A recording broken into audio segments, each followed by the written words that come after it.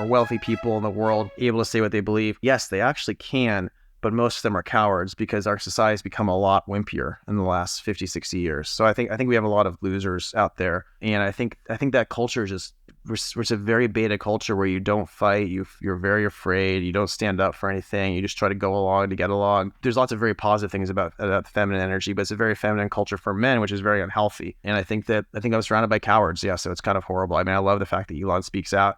I'm speaking out. We're trying to model what masculine behavior is supposed to look like, and all the lefts, it's toxic masculinity. It's not toxic to speak out and have opinions and be strong. That's actually what men are supposed to do. If you're not doing it, you're not being a man. Welcome back to the Invested Podcast. I am thrilled today to have Joe Lonsdale. Welcome, Joe. Thank you, Michael. Joe and I have known each other for many years. Joe is a partner at 8VC, co-founder of Palantir Technologies, which actually reported earnings yesterday, I believe, and they were excellent. We'll talk some about Palantir, and is the co-founder of OpenGov. But rather than me introducing you, Joe, what do you want people to know about you? Well, Michael, it's good to be on. I'm a proud American, and I'm Jewish, and I'm a big fan of Israel. We're worried for you guys over there right now, and I'm proud of the country. I've started 6 unicorns now. I'm founder of University of Austin, a new university here, and a big policy group called Cicero. So we're doing our best to build new companies and fight for the values of Western civilization.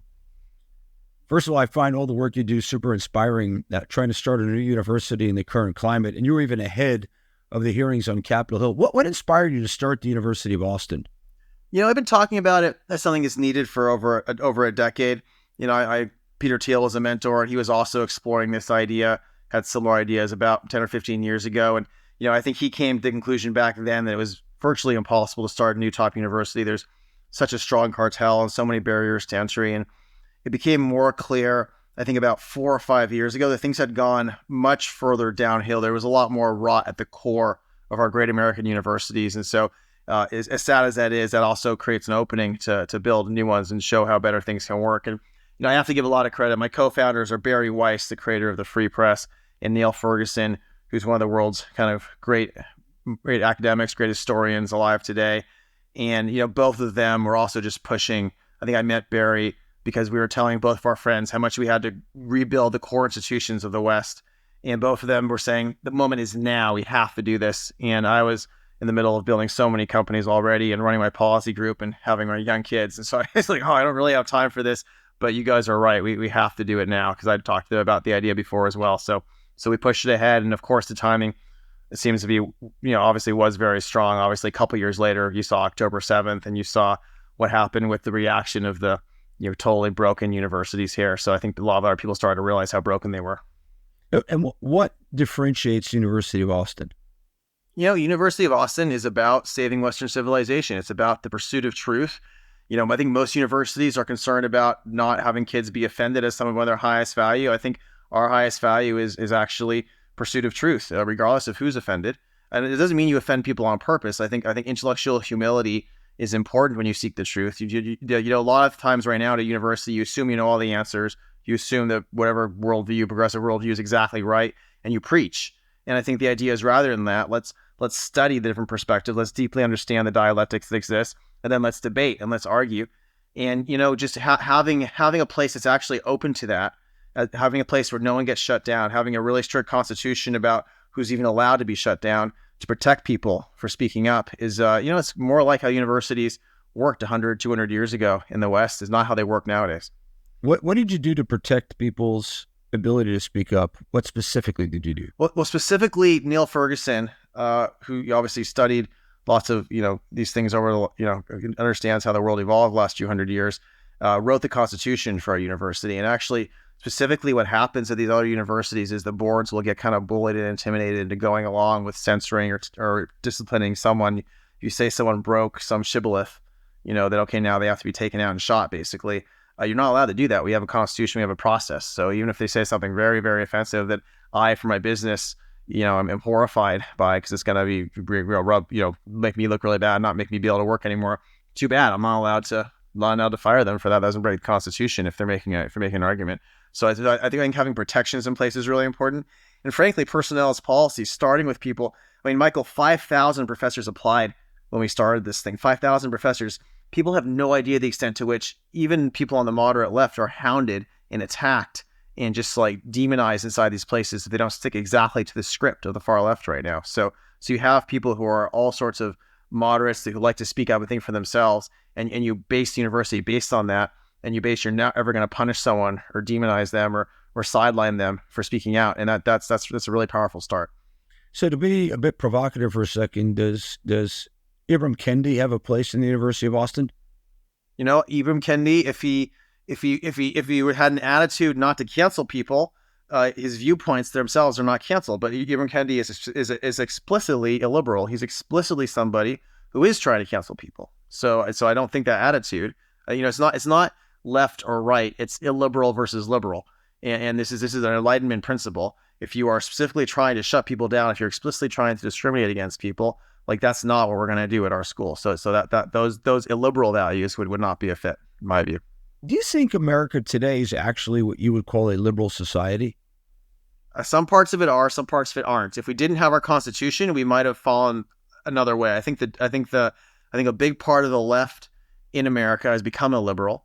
I think a big part of the left does what they can to cancel people, to punish people for going out of bounds. And I think if we didn't have explicitly a court system that was based in the Constitution, I think that a lot of people might have succeeded in making us no longer a liberal society. I think that's what you're seeing right now in Britain with these riots and the threats to crack down on them by Keir Starmer. He's like, "You're going to punish you. Anyone online who's encouraging this, who's encouraging this point of view, is going to be punished." And you see people literally have already gone home to home with the police to punish people for views and for jokes they don't like. And I think there's a strain on the left in the West right now that's very illiberal. And thank goodness America has a sound constitution, has sound courts that are standing up for it, and we got to keep that. I find your distinction between countries with constitutions and countries without them fascinating. So, I mean, I'll be extreme about it for a second. We're protected with freedoms by a document. It's a process, though, right? So I think systems emerge from processes, and I think anyone with an IQ as high as yours understands that how important systems are for how the whole world works. These things evolve and they respond and they have forces that go back and forth. And so having a process that guarantees certain inalienable rights is actually extremely important. I think our founders, you see behind me, there's a lot of primary sources of a lot of our founders. You can see a lot of old books back there. And I grew up studying the Enlightenment and studying the founding of America. And as much as there's a lot of new things that are completely different in terms of what's going on in the technology world that you and I work in, I think human nature is not so fundamentally different than 300 years ago. And I think there's some really, really important breakthroughs these guys made in understanding the philosophy to have at the base of society, a system tied to inalienable rights. And if you don't have those rights that come from God or that come from a source outside of the government, it's very dangerous where things iterate towards. Yeah, one of the things that's fascinated me over much of my life is the Hebraic principles that underlie and serve as kind of the rubric for the Constitution and the Federalist Papers and many other things. Behind me are biblical and Talmudic books, so that's a couple of 1,000+ years old. You got me by a couple of 1,000 years. My wife and I do study Talmud as well, but I am very focused these days on the principles of government from our founders and frankly from people like Cicero as well, because there's a lot of wisdom from there. There's just two different strains. I think I do like the Judeo-Christian principle to leave unto Caesar what is Caesar's. I think you have to have different strains of faith versus politics, hopefully. Yeah, I tend to agree with that. But tell me how you think, for example, so you're a co-founder of Palantir, an AI company. Where do you think that AI software kind of perhaps amplifies or threatens these basic freedoms and ability to speak up?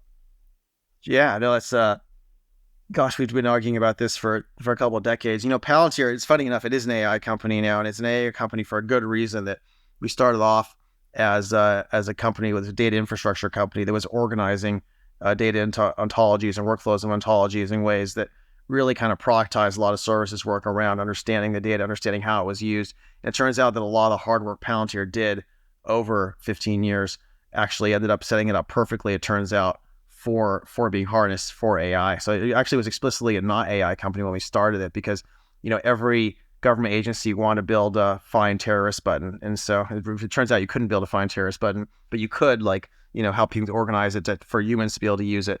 And, at this point, you still can't build the find terrorist magic button, but the AI could do a hell of a lot more than it could before. It's obviously getting quite strong, and so there's this view that I think Peter Thiel, I can't speak for him today, but I guess the old view would be that like crypto was like a pro-libertarian thing, and it was like kind of getting around government's control of money and other things. And then AI was like a pro-authoritarian thing. It's like a very simple, high-level kind of model of that, where AI like made the government stronger and smarter and could see everything that's going on, and it's kind of a scary thing. Whereas crypto is more kind of pro-liberty. I think there's definitely some truth to that. AI definitely does let you have a bigger or more intrusive authoritarian government. It's also obviously something that makes businesses, much more productive, and it creates massive amounts of wealth in the world. So, and I guess the question is, are there ways you can use AI for liberty? And, I do think that the ability for like very small groups or even one person theoretically in the future to build big companies and to create great things using AI, like does give a lot more autonomy to individuals and does make it so you don't probably need as much overbearing government. Like you actually make government a lot smaller, for example, with AI, because you can outsource like so many things it does. You don't need a million bureaucrats anymore if you have AI. So in some ways, there could be ways in which AI enables liberty, but it is a very scary tool for authoritarians right now. I think Peter's intuition is correct there. I made the argument at a conference in Abu Dhabi that I spoke at, I don't know, 6 months ago or so, that AI, because it's so powerful, like it can empower individuals to build their own companies, it can also empower mediocre hackers to become great hackers. It can empower people who don't know how to develop bioweapons to develop bioweapons. And by the way, at the same time, the point you're making, the current framing of AI is like in service of the Chinese Communist Party, the CCP. So it's also kind of an authoritarian thing. And one man's view is more compute power increases entropy in the world because of both of those things. I wonder how you react to that and think about how we leverage this for more freedom and call less chaos and less authoritarian government. Well, AI ultimately creates a lot more wealth. Let's just say, for the sake of this discussion, you probably see this in your portfolio companies. I see it in mine. There's ways in which it's working. It's increasing productivity. It's making services work better. It's going to create a lot more wealth. So in a world that you fast forward, hopefully, if we don't all kill each other with these potential wars coming up right now, and hopefully we find peace. I'm terrified of the red-black alliance, we call it, I think, that took over Iran and that's taking over other parts of our world right now as we speak. But to take the war stuff aside, if AI makes the world a lot wealthier place in 20 years, I think that actually does create more freedom. I think it's not the default happens automatically, but you've seen as the world gets wealthier, people tend to want a voice, and people tend to want some sort of freedom, and basically people tend to be enabled to get that as well. So if you think of our society, if everyone's like a multimillionaire, you probably have all these space hotels, you probably have colonies on Mars, you probably have all sorts of like new cities you could build under the ocean because you have the wealth and the ability to do so. And I think with all this room and with all this wealth, it creates a kind of a new birth of freedom, in the sense that there's new cities, there's new countries, there's new innovation in government, there's all these new ways of doing things. So I think the more humans can experiment with government, the more we can experiment with ways of living, the more we can learn and see what works, the better chance we have to kind of escape an authoritarian grasp on ourselves, escape this kind of like top-down, censorship, etc. So it's definitely dangerous, but this wealth probably could be a very good thing for us overall. So you equate wealth with freedom. Not perfectly, but I think it enables it on the whole. Do you think the wealthy people today are free to speak their mind right now? Because I was talking actually to a guy who's an agent, who I know since I grew up. I didn't know he was an agent until about a month ago. And he told me his job over the last decade was getting people who were canceled and getting them back on their feet. And these are all very wealthy people who went into a cocoon despite their wealth because they felt unfree to speak their minds. So is it really true that wealth enables freedom and people to say what's on their mind? Or is it only unique people like Joe Lonsdale who speak their mind? It's definitely not true that wealth perfectly enables freedom, for sure. I think we've seen this with China. China's become a lot wealthier and it's not free. And I think this is why the principles of the founding of our country are so important. You do have to have these principles. You do have to understand human nature. You have to fight for checks on power. Now, the point I was making is much more that in a world where there's an immense amount of wealth, it's very likely you conduct experiments in governments, in new cities that you couldn't afford otherwise, that actually could lead to a lot of examples of freedom. So I think overall I'm optimistic that what that wealth can enable is us to experiment and to be able to prove freedom. Now the question you're getting at, like, are wealthy people in the world able to say what they believe? I actually think this is like one of the more interesting questions of our time, in the sense that yes, they actually can, but most of them are cowards because our society's become a lot wimpier in the last 50, 60 years. So I think we have a lot of losers out there who are kind of like just basically, as kids, like even when I was a kid, I guess it was somewhat rare, like you'd get in like fist fights with other boys and you become friends afterwards, by the way, is what happens when you get in fist fights with other boys. And it's actually a healthy thing. This is how little boys are supposed to work. And I think that culture is just like we're a very beta culture where you don't fight, you're very afraid, you don't stand up for anything, you just try to go along to get along. It's a very, and there's lots of very positive things about feminine energy, but it's a very feminine culture for men, which is very unhealthy. And I think I was surrounded by cowards. Yeah, so it's kind of horrible. I mean, I love the fact that Elon speaks out. I'm speaking out. We're trying to model what masculine behavior is supposed to look like, and all the lefts, it's toxic masculinity. It's not toxic to speak out and have opinions and be strong. That's actually what men are supposed to do. If you're not doing it, you're not being a man. And why do you think it happened? Why did people become reticent? I think our culture went in a very of direction that's very anti-masculine. It's very anti-bold. Why? I think our universities were taken over by that energy. I think, the culture's always swung different ways. I think you could say it was like too masculine, too toxic masculine 150 years ago. There's like, it's really funny if you read about the duels in the founding of our country where people are just like shooting each other for no reason. And it's like, guys, you're like, this is ridiculous. Like, that's toxic masculine energy when you're like randomly having Aaron Burr, shoot one of our founders and kill him for no good reason. But so it's like, I think cultures swing in different directions, and our culture, I think we identified properly that women were being treated really unfairly, and that became a cause that rightly was taken up, not just by suffragettes, but by a lot of people in our society to try to bring equality for women. And I think, the pendulum swing, and it's swinging so far that it basically took away a lot of the masculine energy that makes our society healthy. You've spoken in the past about the need for heroes, and clearly if I look behind you, you probably think that Madison and Hamilton and Jefferson and are heroes. Quite obviously, I imagine you can probably identify a lot with Alexander Hamilton based on the last comment. He's a little more statist than I am, to be honest, but he's a very important man. We'll come to that soon on being a statist. Who should be the heroes today? I saw you interviewed Cooperman recently, who I think is just, he's a hero of American capitalism for sure. But who are the people you consider heroes that people should be looking up to and that movies should be made about? Because that's how we define heroes today. Listen, I mean, Ken Langone, who I just interviewed, is a hero of mine. Ken Langone, I said Cooperman. Yeah, you're right. We to talk to him. I think Ronald Reagan is definitely a hero of mine. The way he stood up and was bold and went against things and was strong. I mean, it's trite, but I think Elon Musk is doing something that's really saving Western civilization. And of course, that means there's people who are going to be really angry at him about it.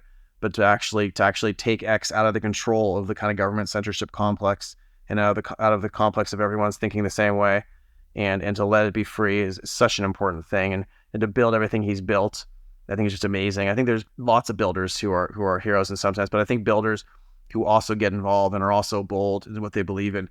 I mean, and listen, there's a lot of political leaders. I think no one's perfect, right? I understand a lot of arguments against Netanyahu, mistakes he made, all these types of things. But I mean, some of what he's done is also very, very impressive, to be that bold and be fighting for his people that hard and to care that much over such a long time. It's a very hard thing to do. It doesn't mean that he's like a perfect guy or that he's not wrong about things. And so I think just like strong people who fight for their countries and who stand up for what they believe in and who are bold and who are talented. I mean, those are the people we should celebrate. I sense, I grew up in New York, moved to Israel. What I grew up on is what I would call American exceptionalism. This notion, America is an idea. It's not just a place. It's an idea. It's not just a place that gathers people, talented or less talented people. It's an idea that you can come to America and be exceptional. America is an exceptional country. Ergo, America's values are better than the world's values. I I feel for what it's worth that in the notion of uh, uh, Abrahamic values, you have the same thing. There's Abraham chosen by God, so to speak. And, the question I would ask you is, do you think that this idea of American exceptionalism has been eroded? And if so, how do you restore it? And is it even important today? I mean, American values come from really three sources, right? So America is obviously a people we have to fight for, but it is also exceptional thanks to its founding principles. It's both. I think J.D. Vance he makes a very important point that we have to be fighting for the people as well, not just the values. But the values, I think, to me, come from three different traditions. They come from the classical tradition of virtue, right? And the four classical virtues, which is obviously courage and wisdom, and temperance and justice, which are all extremely important. And there's a lot of tradition that comes from kind of the Greco-Roman background that is like just kind of core to who we are. My institute's named the Cicero Institute out of a lot of the kind of principles that drove the Renaissance when they reemerged. And then you have, of course, the Judeo-Christian principles, which are extremely important, which you're talking about with the books behind you and the Talmudic wisdom and the wisdom that really comes from our religion. And then you obviously have the three virtues of faith, but then you also have all sorts of other wisdom that's just critical that we learn, from the Jewish and Christian traditions. And without those, we don't have the West. And then you have, and in a lot of ways, what a lot of people don't realize today, I think a lot of people are brought up in school today thinking science and religion are opposites. And obviously there's ways in which they don't always align, but I think it's very clear if you look at it that Christianity did a lot of things to pave the way for the Enlightenment, and it was only possible thanks to the Judeo-Christian tradition. And then you have the Enlightenment, you have Enlightenment values, and the Enlightenment values that led, through John Locke and through Adam Smith and David Hume and all the rest of the Burkean values to understanding of what it took basically to have a functional government with checked power and with the natural rights of man. And those are absolutely critical. And that really was an amazing philosophical height that our civilization was able to reach thanks to the combination, in the late 18th century of these three different traditions really expressed in an extraordinary way. And, yes, with the heroes that stood up and founded it and fought for it. And there's just so much wisdom there that enabled America, that enabled obviously a lot of the West at the same time that I think we're not taught today, that we're not as thankful for as we should be. And that if we lose some of that, then we regress. And I think if you see a lot of the politicians today, a lot of the views today, a lot of things we fight over, they don't pay any heed to a lot of that wisdom. And yes, we regress and things are broken and things are messy. Then it's very easy for them to claim the world's very different today than it was back then. Of course, the world's different, but human nature is not different. And the insights and the importance of checked power and the importance of liberty and the importance of all these things and all the history that that we kind of built up to that point is critical. So it is very frustrating to me that we don't have some of those ideas. It's definitely regressed in the sense that we're not teaching it in our schools. Like Thomas Jefferson, the number one reason he wanted the mass public to be educated is to understand the danger of despotism and the core principles, of our country. And we're not teaching it. So that is a problem. I asked Balaji, our mutual friend, what I should ask you on the podcast. And he said to ask a couple of questions. Number one, why'd you invest in OpenGov, and why is OpenGov so important? I think it relates to this. And then I get to the second question, which I think also relates. So OpenGov, I was the founder of OpenGov. I was founder and chairman. And the reason we created it is that we'd had a nonprofit, one of my early nonprofits. I'm always trying to start these things to fix problems. And I was living in California. It must have been, 17 years ago now. And California kept raising taxes, and they had so many government employees. And I'm like, where is this money going, and what's happening? And we kind of mapped it all out with a nonprofit. We put all these different states' budgets online for the first time. In California online, we did regressions, right, and compared it. And you see that California was actually pretty reasonable in some areas, and then in some areas they're spending 50% more than you'd expect in that department just based on the regression. And regressions are pretty accurate at these things because you can see the size of the state. There's a number of factors, right, that usually predict spend, and it's really accurate for most states. And you're like, whoa, California's way off in a few areas. And each of these areas had really strong government unions, it turned out, special interests. And so this is really funny because I had these Stanford students doing the work, and they published under their own names, and these Stanford students got raked over the coals in the press because these unions were not happy to be attacked. But it was fun because we got a ton of attention, and all these cities started writing to our nonprofit and being like, "Oh, this is great. The city managers, can you do this for us too? We'd love to see, what you think of our spending. And I'd be like, oh, that's cool. Send us your data." And they'd be like, "Oh, how do we send the data? Our IT services guy says it'll be a $50,000 or $100,000 fee to get you all this data." And we're like, what is going on here? That's kind of ridiculous. And like it turned out most of them didn't even know how to compare themselves to the city next door. Like they couldn't get access to the data. They're running off of these literally black and green screens or black and white screens. And this is now like only 15 years ago, 2009. Okay, and the cloud just starting. We're like, wait a second, this is a mess. So we realized that this nonprofit was not going to be able to change the world by itself, but that if we kind of basically hired some really strong engineers, built a tech-driven culture, a sales-driven culture, we might be able to, go to thousands of cities and state agencies and actually fix them and let them see what's going on, let them run their processes. And we learned a hell of a lot about GovTech. I don't need to go into all of it now, but it ended up being that we sold a company for $1.8 billion this year called OpenGov that, it helped thousands of governments and made a pretty big difference in the space. And so it turned out that the building part was actually what really helped. Building as a company was much more effective. What makes me chuckle is I actually was one of the first donors to the same project in Israel, Open Budget and Open Knesset. And it kind of, because we didn't make the transition to it dies off company, and just a nonprofit, right? It can't keep totally.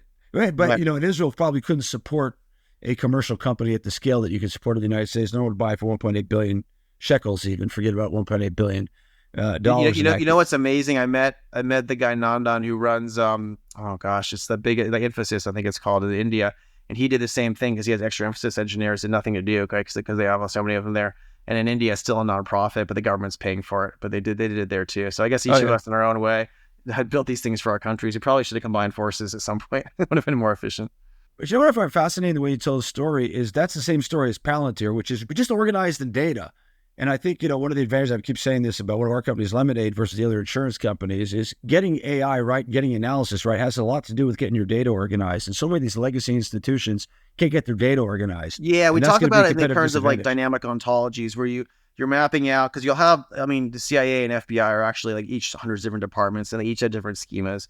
And so you're mapping it out and tying into each other, but you're not just mapping the data, you're mapping the workflows as well, which I think is a really important point, which is you have all this data and now you have to understand what are the workflows and how is the data used. And if you can map out both the data to talk to each other and the workflows and you understand it, then all of a sudden there's like all these cool things you do with it. That's my framing. So going back to Balaji's question, he says, Joe's a pragmatic libertarian-ish conservative, similar values to me and you, he says. Free speech, free markets, but also strong on defense. He's more of a minarchist. I'm not even sure what that means. Or a good government conservative rather than an anarchist, or maybe less. I think a minarchist might mean a minimum size government. Is that what he's going for? I don't know. So, you audited the government with OpenGov. That was oppositional, but then it became a product for governments to use, and therefore it's cooperative. So I think what Balaji's trying to figure out, and this may be the comment you make about a minarchist, which is a minimal government guy, is where do you stand in this political philosophy question of, are you libertarian, are you small government conservative, a minarchist as he calls it, or somewhere else? I think a government's job is to serve the people. And so I'm not opposed, within the set of, there are principles and there's ethics around what government can and can't do. But within those constraints, it needs to fight really hard for whatever's best overall for its population. And I think that's where the conservative movement's going. And I think there's nothing that's necessarily wrong about that as long as it's constrained to the proper principles. That said, if you go back to like we're talking about this in the sense of the American founding and sense of those things, like, yeah, the government should be as small as possible, but then also as competent as possible, because if it's going to be doing things in our society, and by the way, it's doing a lot more in our society than it ever was going to in the past. And if it's doing that and it's incompetent, that's just that's bad for everyone. I think this is what drives me crazy, Michael, is that, even the commies back in the 50s and 60s, they want government to be smart. Like I was hanging out with Clarence Jones the other day. He's 93 and he was like the smartest lawyer. He's an African-American, smartest lawyer on Martin Luther King Jr.'s team. He was Martin Luther King Jr.'s right hand. And he and I do not align on politics, although he's also annoyed at the modern kind of like woke stuff. But we don't align. He was basically a communist sympathizer, in the 50s and 60s, but an amazing man, a leader of the civil rights movement. But he's all about black excellence. He's all about excellence in general. He wants things to be smart and competent, and we desperately need that in our government these days. Like, what is the big gap in the U.S.? It's like there's about 9 million workers paid for by DC. It's actually about 9 million. Now, 3 million or so are paid directly as bureaucrats in DC. About 4.2 are paid for with contractors. And then another kind of 1.8, give or take, are paid for by the DC that exists at the state level. So it's 9 million workers. And it used to be government worker. Did you know what the Pendleton Act was? Have you heard about this? No. So in 1883, so basically governments tend to expand a lot in war, right? So in wars or crises. So Civil War, Abraham Lincoln created all sorts of new departments. If you track it out, federal government all of a sudden starts growing a lot bigger. And it becomes this mess where everyone's just appointing their friends and they're getting their friends rich to get elected. And everyone on both sides, okay, this is like intolerable. We got to fix this. It's like a bunch of cronies who are unqualified, just running around DC, throwing around money. And so in 1883, we passed the Pendleton Act and we say, listen, to get to be in charge of any of these things in government or even to like work there, you have to pass a test. And the test is harder to be in charge, but it's hard to work there too. And this test is like iterates over the years. But up until like the late 1970s, like there's these pretty hard tests and there's different exams. And, actually it's funny that even in the 1970s, Americans were just like disgusted because after World War II, government also grew a lot bigger. Like, okay, we have to reform it again. It's a total mess, tons of paperwork everywhere. Jimmy Carter actually gets the nomination because he in Georgia took hundreds of departments down to only 22. So even he has some track record of doing this. And unfortunately, because the government unions have become so strong, they put poison pills into all his legislation, and he really can't reform it in the late 70s. So even he was trying to reform it. And then to make matters worse, the leftist activist courts in the late 70s, they say, you know what, these tests are letting more white people in than black people because more black people scores are lower. So we're gonna get rid of them. These tests have quote unquote disparate impact. And so this is basically what we call proto DEI. DEI today, you have a proto form of DEI starting about 45 years ago, and the Reagan administration settles it knowing they'll lose the courts in 81, and the tests are gone. So these tests we had for 98 years, like when we went to the moon, we were doing all these things. We used to have like somewhat competent people in the government. I'm not saying government's great, but at least it was smart people. Now they're hiring millions more people, and none of them are passing tests. And this, by the way, is not against like the Hispanic and black people didn't do as well. This is also against the white people who couldn't pass the test. There's tons of white people working for government today that never would have been there, but we're not testing them anymore. And so you basically have this just viciously incompetent government that's getting worse and worse. And what do you do, Michael, if you're not accountable? By the way, you can't fire these people anymore either. That's the other thing I didn't say. You're not accountable. You're not competent. Well, you're going to spend all of your time virtue signaling because that's the only other thing you could do. You're not being held to any kind of account for like profit or anything. So of course they're just like woke as hell, and it's a total mess. And so I mean, I don't know exactly what like principles that is. I guess that's on the right, but I hope smart people on the left would agree with me. Like we don't want like a giant, incompetent, unaccountable government. That's just retarded. I have a lot of sympathy for that perspective. Again, in a second, David Fisher, the former chief revenue officer at Facebook and at Google, told my daughter over Shabbat dinner when she asked him for some advice. He said, "Just be competent. 98% of the people aren't." Especially when they don't have to be, right? It's like exactly. It's terrible. So, I'll challenge kind of a notion that I think you referred to, or maybe amplify it. I've been making the argument in Israel because, we have the same people who are soldiers and reserves, and they're the same people kind of contributing to the economy, that where a lot of Western countries have gone sideways, the United States included, is it's focused on the periphery. That's part of the DEI thing. And it ceased to invest in the excellence and the growth and the competence of the core of its society, irrespective of obviously gender, skin color. Like nobody cares. We just want the people who are true to the ideals of the country and those who want to be competent and be in service, to speak about the virtues that you talked about earlier. But instead of what we've got is we've gone to the fringes, so much so, to use the obvious Olympic parallel right now, or the swimming parallel, we have men beating up on women who spent 200 years trying to get equal rights for 50% of the population. So we've got these fringes that are really impacting the core because they've been amplified. And that feels like we've come off the rails, and government should be investing in the core of the population, not the fringes. Do you agree with that? Yeah. I mean, I think but why are they focused on the fringes, right? I think you're right, but why are they? But I think it's because they don't want an environment of accountability. They don't want an environment of competence and of merit. And if you don't have that, you have to focus on something else instead, right? And it turns out the organizations really can't have multiple gods. It doesn't work that way. And so people pretend, oh yeah, we're going to have merit, but we're also going to do this, we're also going to do that. And then you end up prioritizing something else, just breaks the core. And there's some people who say that Marxists are doing it on purpose, where like Marxists want things to be broken in order to kind of like, have society be transformed radically. So there probably are some of them that are doing it for that purpose. But I think it's also just this thing where like the system can't work if certain people are trying to do all these things at once. So you like left left San Francisco, where you're living, and moved to Austin. Why'd you leave? Did it have anything to do with this? Yeah, it's probably tied to, the quote unquote woke mind virus in a little bit. It's just a lot of practical things in my life, right? I wrote a piece in the Wall Street Journal about it when I did it. It's like all the people we work with who aren't rich have to commute an hour and a half if they want to come to our house, our office in San Francisco. It's gotten way too expensive for everyone who's not wealthy. The schools are taken over by crazy people. They're yelling at kids about gender at the private schools nearby, and I think have kids pretending to be cats scratching people. I mean, the whole thing is just insane. Right? You can't even believe it. When I hire a lot of people, I build a lot of companies. So I built obviously 3 big defense companies. I built big things in finance and healthcare, and we're doing a lot of other stuff. And when I hire people, their spouses will basically resent me because when they hire them in the Bay Area, because even if they're making a few $100,000, they're still like barely getting along there. It's so expensive, and so it's not a fun place to bring people. So we were actually hiring. We hired over 1,000 people already in Austin. It's one of the cities we were scaling our companies in, even before I moved here. And so this just was a great place. We love to build, and we love to expand our companies too. And I'll be honest, like it's not like the number one reason, but if my wife was seeing all this money we're making, it's like, Joe, we both agree Sacramento is filled with kind of like really crazy, evil people who are using the money to special interests and horrible things. Why would we? It's not ethical to feed this beast, right? And so I think she's right. And so, but there's a lot of different reasons, but at the end of the day, Michael, I want to live in a place where I'm proud of it and I'm fighting for it and I'm contributing to it. I'm able to talk to the governor here. I'm able to fight for the values I care about. I'm able to admire what my state's doing. And that's really important to me.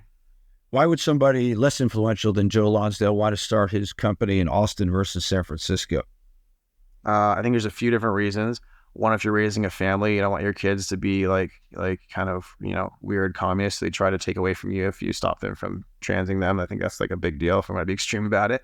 2 is like you're unethically feeding money to something that's against your values and people who, are horrible. 3 is like, it is more dangerous in San Francisco. Quality of life is lower thanks to what's going on there. There's like random people rampaging malls and stealing things in front of you and shutting down stores. I think that's like, it's a mess. I think, and I think Austin has lots of great talent. It has a lot of top entrepreneurs here. It's people like Elon Musk and myself and dozens of others who've built big companies, Michael Dell, Joe Lamont. There's just amazing people, amazing new things being fought for society here. And to be part of like a dynamic, healthy ecosystem as opposed to be part of something that's broken and decaying is an exciting thing. I feel the same way about Israel. I get excited every day to come build a country, and I think it's a place for builders and a place for people who are optimistic. You need to be with the Iranians threatening, drones and rockets. But I feel the same way. You mentioned your family, the place to raise kids. So Drew Otting, who is your partner, and we both know, he had a great question to ask you.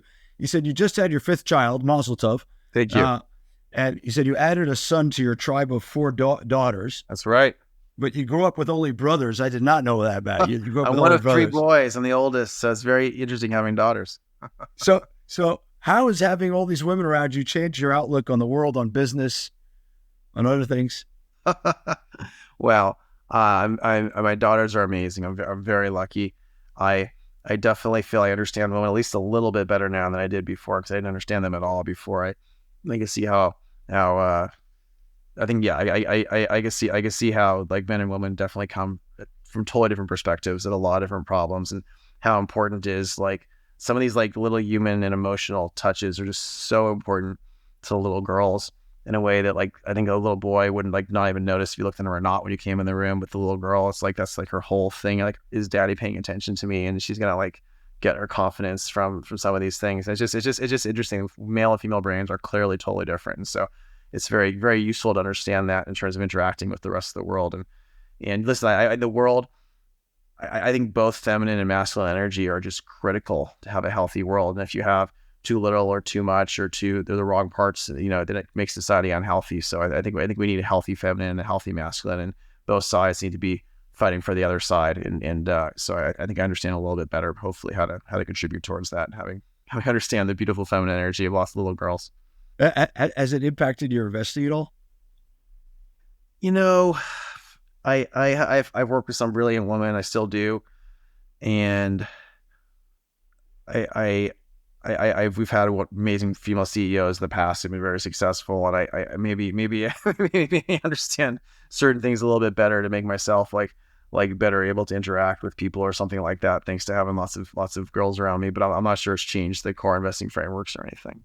So you're building a university, you started this organization, Cicero, and you're still investing out of 8VC and creating companies.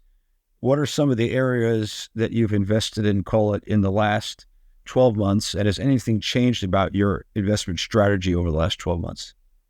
Well, we've been doing a little more defense than usual. That's my background. So, doubling down on both Chaos and Saronic and another round of Epirus. Now, those are 3 companies in defense that are very important. I could talk about it if you're interested. I do. Do so. Yeah, so the framework, of course, is that Palantir was the first new defense prime in a long time, followed by SpaceX, followed by Anduril, which we backed in the first couple rounds. Anduril, everyone I think knows who's in this world, was started by 3 of my former colleagues from Palantir with Palmer Luckey, and it's doing extremely well. Just raised 1.5 billion and 14 billion post, and have all sorts of different types of leadership things that are breaking through and helping the U.S. military and allies, and delivering things on time, ahead of budget, et cetera.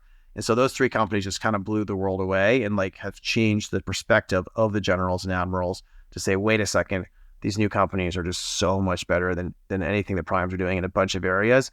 Like, we need to work with newer companies. And so even today, unfortunately, you're still spending a couple 30 times more on the old companies than anything new. I think it's about 1% on new companies, about 30% on the primes for the whole defense budget.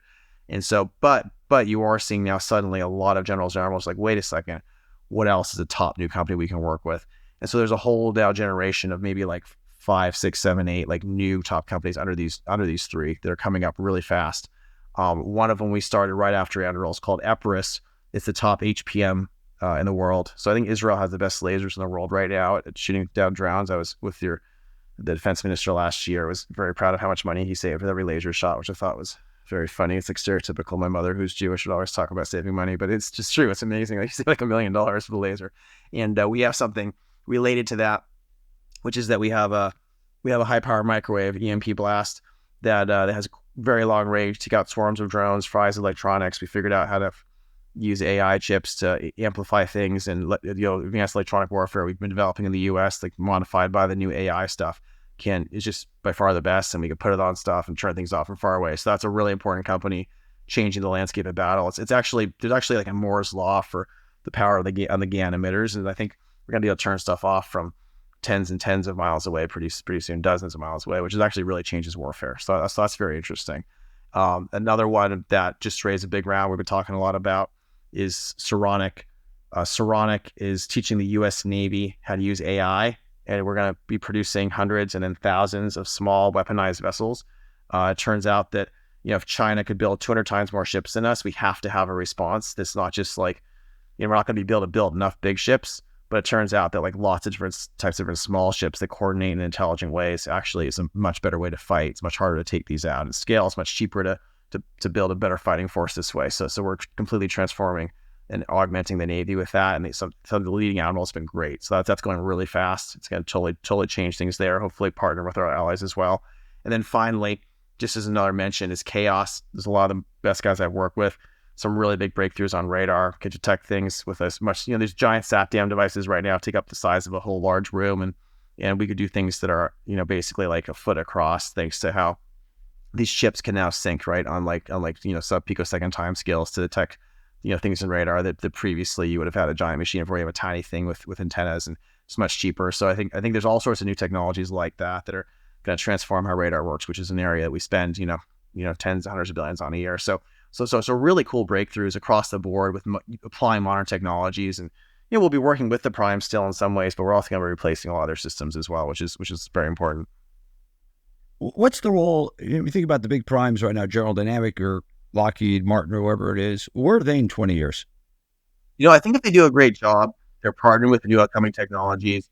They still have a lot of advantages in lobbying. They have a lot of advantages integrating. If one of them were to become more friendly to new technologies and to be more open that, okay, we're not going to be the best in the world, and the people inside just don't understand software, they're not from that world. They come up in a generation where Lockheed was ahead in that. It's just not even close anymore.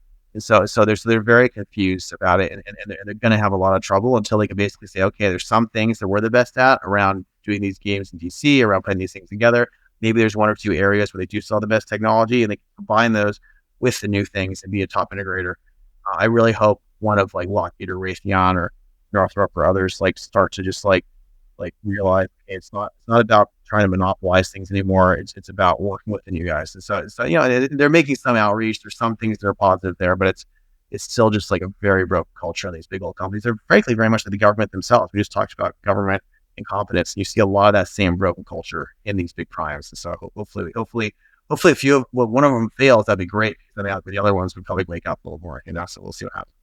It feels to me also we have a couple of primes in Israel, right? We have Raphael and Elbit over here. It feels like they're all very, very long in the tooth, and there hasn't been the disruption in primes that you've had, for example, in Silicon Valley and in other places, and where people were forced to compete.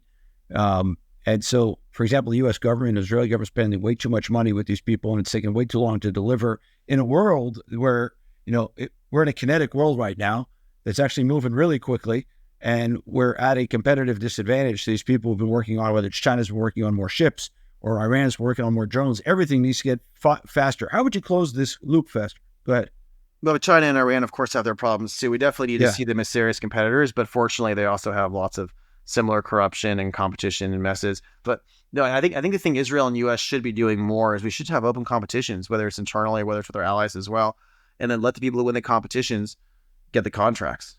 So that's how Epirus kind of finally broke in. Is there's this thing in the desert where they have hardened drones coming at you from far away, and companies like L3 and Raytheon and Northrop had gotten billions of dollars of contracts, and they had their systems, and we were allowed to set up a system next to them, and they kind of mocked us and made fun of us, like, who are you guys? You're not part of this thing, and you haven't spent billions of dollars on it. They got spent $30 million at that point, and for the same size, same power, we shot something down 9.5 times farther away than any of those guys. It's not a 2x, it's like 9.5x, right? That's a big freaking deal.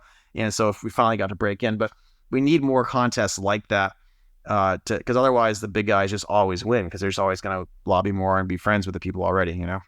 How do you shorten the cycles and get more context like that? Because everything's got to get faster. That's very clear. 100%. That's what procurement has to set targets, has to talk to companies, has to bring people in, and I think DIU is doing a really good job of this. There's a guy named Doug Beck who's from Starbucks and Apple, and just like really good innovative guy who'd been in the Naval Reserves, and he's got in now, and he runs the Defense Innovation Unit. And it's interesting, the prime lobbyists try to cut the funding massively to the DIU and the Senate a couple of years ago because they saw this coming. And as a kind of like an example of the fact that we're no longer like the little kids we were 15 years ago when we were trying to build these goddamn companies, is I went and talked to Senator Cornyn in Texas. We introduced Doug to a bunch of other senators that he knew, that people trusted him. And others helped as well, obviously, and we protected it, and we kept the funding for the innovation. And so, we're fighting back now. Like you saw Andreessen Horowitz.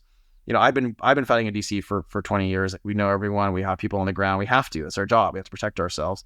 Andreessen Horowitz, for the first time in their American Dynamism thesis, just put, I think, $75 million into fighting with lobbying for the new as opposed to the legacy guys. This is wonderful for our country. They're a competitor of mine, but thank goodness there's more people like them who are also investing in the companies I'm building. They're big investors in Stronic, and they're on the Hill fighting to make sure we have a fair chance of competition, and we have these faster cycles you're saying. So, as these new guys break in and grow, we're hiring more people around us, and we're scaling. And listen, there's some things where we are going to work with Lockheed and Raytheon and Northrop, because there are some things where our interests are aligned just to be functional, but there's other things where we're going to outcompete them and they can't stop us anymore.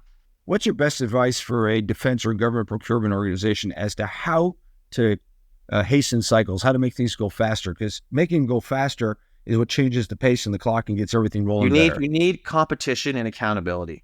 So if you really want to do this right, the government should not be a monopsony. It should not be only one buyer. You should have 2 buyers. You should have 3 buyers, and you should make them compete. And then you should replace the buyer that's doing worse and that has spending more for less output. Like if this is one of the key things, we go back to like how America works. Why does a free society work? It's an open competition of ideas.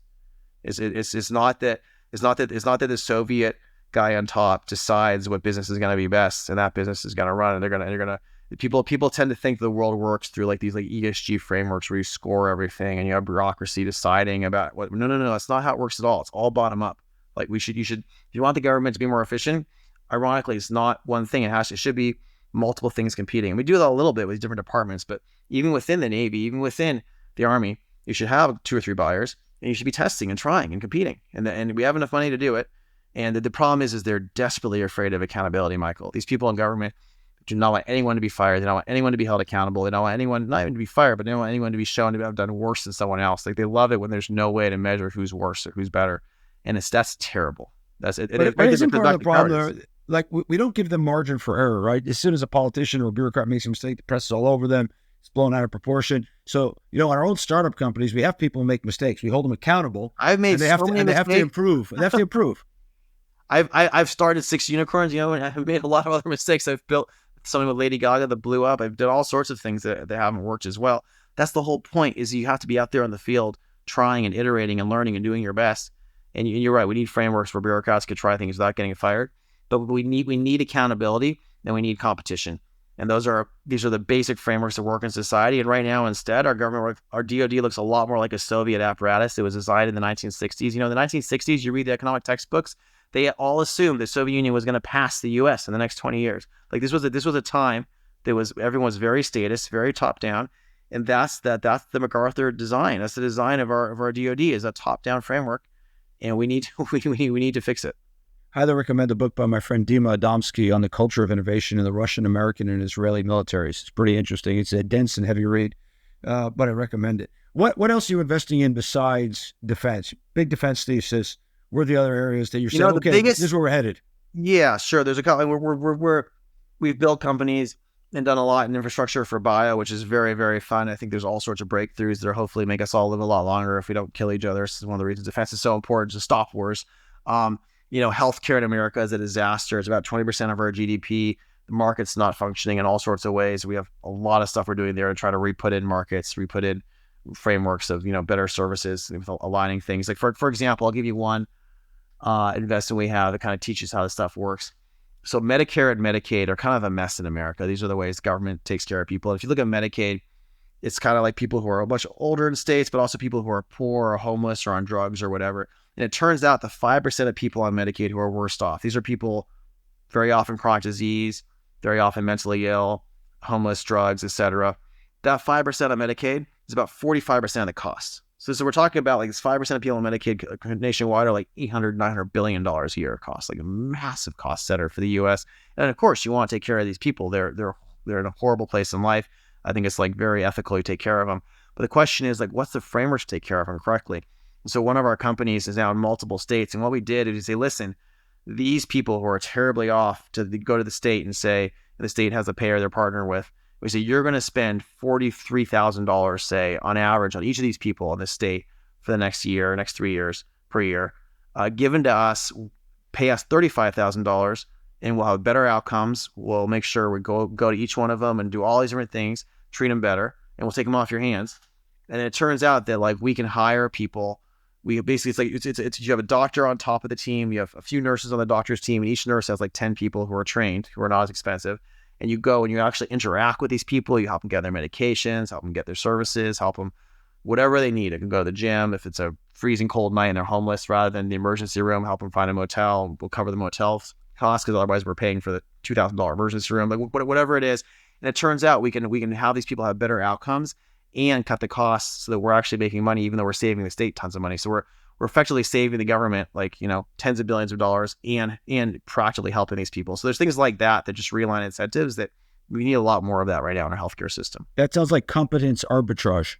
Yeah, it is, right? It's like competence arbitrage. And it's like realigning incentive. It's just amazing how much stuff, Michael, is broken in the world, where you just have competent people come in and iterate. And like, I didn't start this one. I'm a proud early investor with Sebastian runs our healthcare team. But there's so many things like that in healthcare, where there's competence arbitrages to, like, go handle certain patients better. And then finally, let me give you our biggest theme right now. Our biggest theme, which maybe others are doing too, is what we call AI services. I think so our fund, like me as an investor, we're kind of known originally for all the SaaS stuff we did, because I started after Palantir at Addepar and OpenGov, and backed early, like Blend and all these other things. They're big SaaS companies. A lot of them are public SaaS companies, a lot of them are huge private SaaS companies. And that was really a wave from 2009 to about 2021, 22. And our view of this is you want to back, like, really top talent doing things that are newly possible. And when we were backing these SaaS companies, most of the time their competition was something not just from pre-cloud or pre-internet. So yep. You're basically, you say, Joe, you're so smart. You got all these things to work from like 2013, 14, 15. And it really, though, it's like not that smart. It's like really smart tech guys who are kind of beating up on legacy companies. So obviously need to be replaced, right? And so we just did this like dozens and dozens of times, and that was great.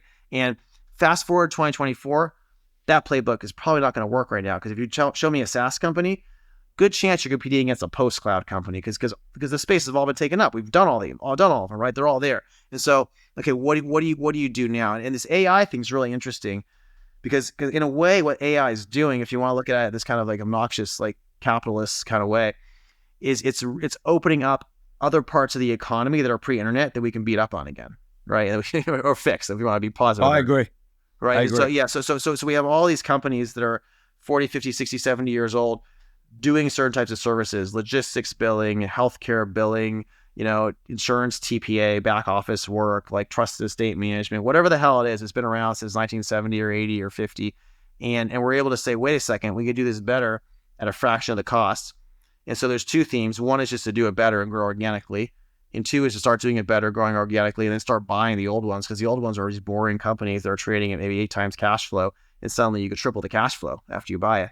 And so we're doing this at scale now in a bunch of areas. So just like we had this big SaaS wave, we now have this big AI services wave. And this is really my day job is there's doing that at scale in lots of different ways and figuring it out. And I'm trying to publish some pieces on it. It's really interesting how the Palantir ontology stuff works out here, because you really have to map out the services and workflows and the percent profits and which areas you can go after. So I'm pretty obsessed with this. If I'm lucky, I'll be able to do it, a couple dozen times well over the next 5 years. So I think it's a big theme. Owning the customer is critical in these days. What I've pointed out to a bunch of these guys doing these AI. So anyone can get the AI. Not everyone can map the processes and map the data, but the key differentiator is going to be who owns the customer. And that's why buying the company is so interesting. 100%. And there are places where we've surprised ourselves with organic growth because we're so much better than the old guys that we haven't had to buy it. But in general, I think the organic side is underestimated. And you're right, it's like $4.5 trillion of wages and services in the U.S. And our estimates is about a third of that's addressable. So, I mean, this is just a giant wave the next decade. So, I mean, there's going to be, and people are like, oh, you're going to replace jobs. I mean, if we are successful at this, the productivity boom to the world, and especially to the U.S., is just so massive. The U.S. will be a much wealthier country if this works over the next decade. And I think it will. So, I mean, this could actually get us out of our debt problems, which is really funny, because I think it's like, if you look at our debt deficit problem, it's a black pill. I mean, it's a mess getting out of that for the world. This actually could solve it. So it's such a positive thing. So we're gonna do our best on it. I asked Jamie Dimon recently whether he thought America was bankrupt. He said, no, we have like 14 trillion of actual assets against the debt. So I don't think we're bankrupt, but boy, are we headed to some insolvency potentially. We gotta stop spending money like drunken sailors, Michael. It's embarrassing. There's like tens of thousands of NGOs that are corrupt, sucking at the teat, and we're just throwing money around the world and throwing money at like random nonsense. It's just the more you look at the budget, the more it's infuriating. So yeah, we got to turn this. We got to turn this down. So last couple of questions. So recent interview on CNBC, you said that there's growing frustration among the tech industry about the government and politics holding back innovation. How is politics holding back innovation? And do you think, I think you've been an open supporter of former President Trump. You think he can change that actually? We're in an interesting time, obviously, and I don't think either presidential candidate's perfect. I am supporting the right and supporting Donald Trump versus Biden now versus Kamala. I think she's actually worse. Part of the reason we started supporting him is because we're so afraid of her, seeing what she did to California and what that brand of politics did to California. But in general, a lot of people in tech were pretty apolitical for a long time. I think when you're building on the internet and you're building in these like cyber worlds, you kind of could just like abstract away government, and government, it's there, but it's not really in your business. It doesn't really understand what you're doing. It's not bothering you. It's mostly cheering you on, and even in some cases giving you subsidies. So it's like basically the tech world was like, yeah, government's fine. It's great. They're all moderate Democrats. Let's just be nice to everyone and treat people fairly. Because I get that's fair. I mean, I think it's very reasonable for them to have been that way. And then what's happening is that suddenly the parts of tech that are possible, that are helping grow productivity, that are fixing things, are interacting with the real world a lot more now. We're doing things in finance, we're doing things in defense, we're doing things to fix healthcare. In every one of these areas, you start to run up against the SEC, you start to run up against the FTC, the DOJ, the healthcare regulators. You're like, wait a second, this is like all these people who are like pretty dumb are like putting in like stupid rules that are stopping me from fixing these things, and it's like obviously pretty corrupt and it's incompetent, and you're like, this doesn't make any sense. And a lot of these people are like running based on not liking me because somehow they're demonizing me for my success now, and I'm trying to use this to fix things. So all these people are like, what's going on here? Like we're like smart people getting other smart people to like solve problems in these areas, and the government's making it impossible, the regulators making it impossible, and they're doing it in unfair and weaponized ways. Like, okay, this is obviously wrong. And it started like when they really came after Elon in like ways that were obviously weaponized. And it's not like this was like all of a sudden new. Like the last 5 or 6 years, one of my friends, I'm not going to say who, he helped start PayPal. You can guess one of the many names. Has like a big fintech company, and his fintech company is growing fast. And they give loans, and they have to deal with Elizabeth Warren's CFPB. And he's like terrified to say anything bad about them because he says they basically like just, like the mafia, they're going to come and they're going to attack me. And obviously their rules are stupid. Obviously the rules make no sense. Like any loan you give has to have disparate impact based on the fact that like Hispanics and Asians and white and black people are not the same. So you're going to have disparate impact, but it's illegal to have disparate impact. But it's impossible not to, but mathematically. So these people are just like retarded. And so you start having things like this where you're dealing with like just retarded government to break things. And it's like, what do you do? And like a lot of them, their answer is just shut up and don't say anything because they're going to come after you. But when you hear this enough times and you have like dozens of examples of these broken things, you finally start getting people say, wait a second, this is a problem. We can't have these people holding back our country. And what do you think about Europe in this context? I was just on Harry Stebbings' podcast. I told him if I was this entrepreneur, I would never start a company in Europe these days. I think the EU regulators are just too tight. Everything you need to do today, because it involves AI, because it involves disrupting services, is just going to disrupt something that touches politics. You're just going to be stopped by them. You're going to be demonized by them. You're going to be hated by them. You can virtue signal for long enough, but they're going to come after you. No, like PayPal was almost killed by our regulators. If PayPal was killed by our regulators, like Elias Spitzer came like within days of killing PayPal before it was bought by eBay. He was really close. He tried really hard. Like that would have killed SpaceX and Tesla. I wouldn't have been able to do Palantir because you wouldn't have had the money to back us early on. Like this whole giant entrepreneurial ecosystem that emerged out of these companies would not exist in the US if the regulators had been a little bit stronger. Like people don't realize how freaking dangerous these things are. And Europe just had like a little bit stronger, a little bit stupider, a little bit more broken regulators, and boom, it's like there go like hundreds of companies that would have existed in Europe that don't now because they were just able to kill off some of these things that they weren't barely not able to kill off in the US. This is a serious thing for civilization. These you just made a point that I think is absolutely critical that people don't understand, so I want to repeat it, which is what you just said was one guy, Elias Spitzer, turned out to be very corrupt in many different ways. They didn't just almost kill PayPal, by the way, and hurt Wall Street at the time, but because entrepreneurship is an ecosystem that pays it forward, he would have killed off SpaceX, which has put America back in space leadership and defense leadership.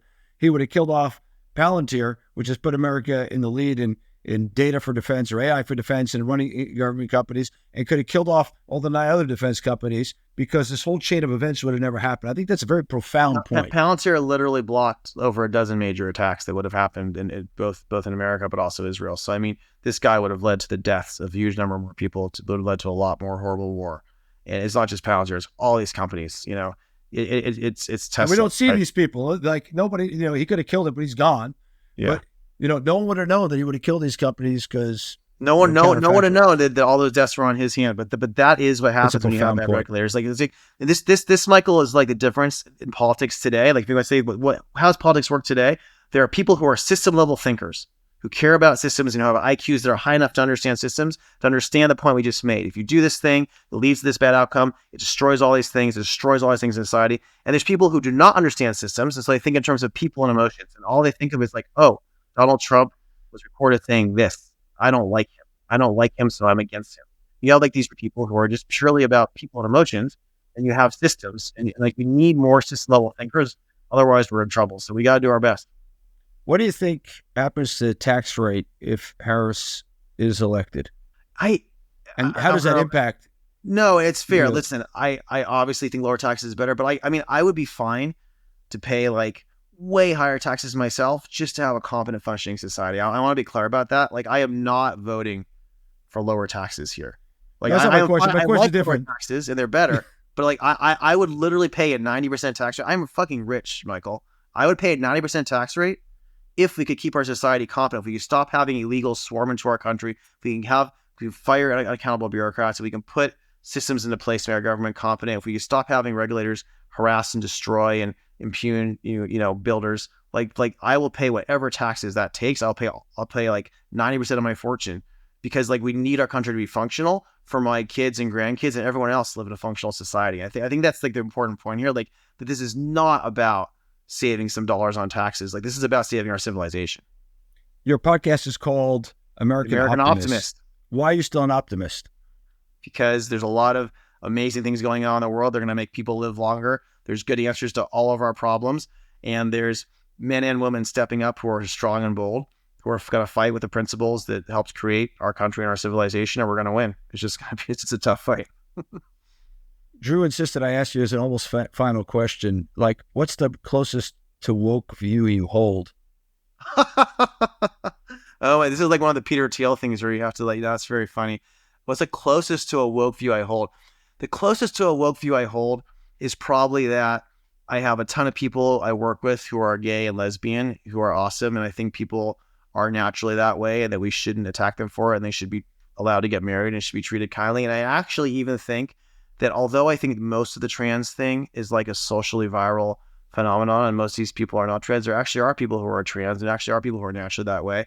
And they probably shouldn't be men and women sports, and they probably shouldn't be trying to like trans my kids, but it doesn't mean that I don't think they should be given dignity for being God's children and being fellow human beings. And so as much as I don't like this is like an obsession of our society, I don't think we should be like demonizing everyone as trans. Just same way I respect the gay and lesbians I work with as well. So I don't know if that's woke, but that's my take on it. What makes you vulnerable? Makes me vulnerable. My daughters. There you go. All right. And with that, I want to let you get back to your very, very busy day. They wanted me to ask you about your hobbies, but I don't sense you have time for many hobbies to become world-class and given everything you're doing. I was a chess champion as a kid, and we still play some games every once in a while, but you're keeping busy. Do you play with your daughters? I do a little bit, though. I walked into the room the other day, and the pieces were getting married. So, we're still working on the competition. Barbie chess is next. That's what we're seeing. Joe Lonsdale, thank you for taking the time to do this. I really appreciate it, and keep up your work on behalf of freedom and society. You can learn more about Joe on X, formerly Twitter, at JT Lonsdale. That's spelled JTLONSDALE. And if you enjoyed this podcast, please rate us 5 stars on Spotify or Apple Podcasts and subscribe to our YouTube feed as well. Thanks, Michael. Good to see you. Good to see you.